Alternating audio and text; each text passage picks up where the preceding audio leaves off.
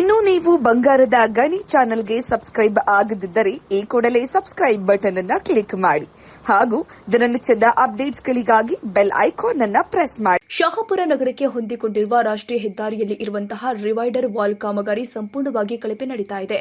ಕಲ್ಲಿನ ಡಸ್ಟ್ ಕಲಿಬೇಗೆ ಮಾಡಲಾಗಿದೆ ಮತ್ತು ಇದರಲ್ಲಿ ಮರಳು ಮಿಶ್ರಣವಾಗಿದ್ದು ಕಾಂಕ್ರೀಟ್ ಗೋಡೆಯನ್ನು ನಿರ್ಮಾಣ ಮಾಡಲಾಗ್ತಾ ಇದೆ ಅಂತ ಪ್ರದೀಪ್ ಅಣಬಿಯವರು ಆರೋಪಿಸಿದ್ದಾರೆ.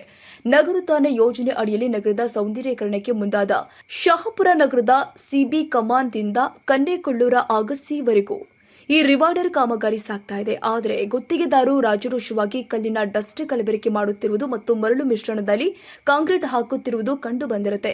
ಸರ್ಕಾರದ ಅನುದಾನವನ್ನ ಕಳಪೆ ಕಾಮಗಾರಿ ಮಾಡಿದ್ದು ಅಲ್ಲದೆ ಹಣ ಉಳಿಕೆಗೆ ಮುಂದಾಗಿದ್ದಾರೆ. ನಿರ್ಮಿತ ಕೇಂದ್ರದ ವಿರುದ್ಧ ಕಾನೂನು ಕ್ರಮ ಕೈಗೊಳ್ಳಬೇಕು ಅಂತ ಪ್ರದೀಪ್ ಅಣಬಿ ಆರೋಪಿಸಿದ್ದಾರೆ. ನಗರಸಭೆ ಅಧಿಕಾರಿಗಳು ಕಣ್ಣಿಗೆ ಕಂಡು ಕೂಡ ಕಾಣದಂತೆ ಓಡಾಡ್ತಾ ಇದ್ದಾರೆ. ರಿವೈಡರ್ ಕಾಮಗಾರಿ ಕಳಪೆಯಲ್ಲಿ ಸಾಗ್ತಾ ಇದ್ರೂ ಕ್ಯಾರೆ ಎನ್ನದ ಅಧಿಕಾರಿಗಳು ಕಳಪೆ ಕಾಮಗಾರಿ ಮಾಡುವಲ್ಲಿ ಸಹಕರಿಸಿದ್ದಾರೆ ಎಂದು ಅವರು ಪ್ರತಿಕ್ರಿಯೆ ವ್ಯಕ್ತಪಡಿಸಿದ್ದಾರೆ. ಸಾರ್ವಜನಿಕ ಸ್ಥಳದಲ್ಲಿ ನಿರ್ಭಯದಿಂದ ಡಸ್ಟ್ ಕಲಬೆರಕೆ ಮಾಡಿ ಕಾಂಕ್ರೀಟ್ ನಡೀತಾ ಇದ್ರೂ ಕೂಡ ಯಾವ ಅಧಿಕಾರಿಗಳು ಕಾಮಗಾರಿ ಸುಧಾರಣೆಗೆ ಸೂಕ್ತ ಕ್ರಮಕ್ಕೆ ಮುಂದಾಗಿರೋದ್ರಿಂದ ಅವರು ತಿಳಿಸಿದ್ರು. ಕಾಮಗಾರಿ ಕಳಪೆ ಮಾಡುತ್ತಾ ಸಾಗಿದಲ್ಲಿ ಹೋರಾಟ ಮಾಡಬೇಕಾಗಿದೆ ಅಂತ ಹೇಳಿದ್ದಾರೆ. ರಾಜಶೇಖರ್ ಮಾಲಿ ಪಾಟೀಲ್, ಬಂಗಾರದ ಗಣಿ ನ್ಯೂಸ್, ಶಹಾಪುರ.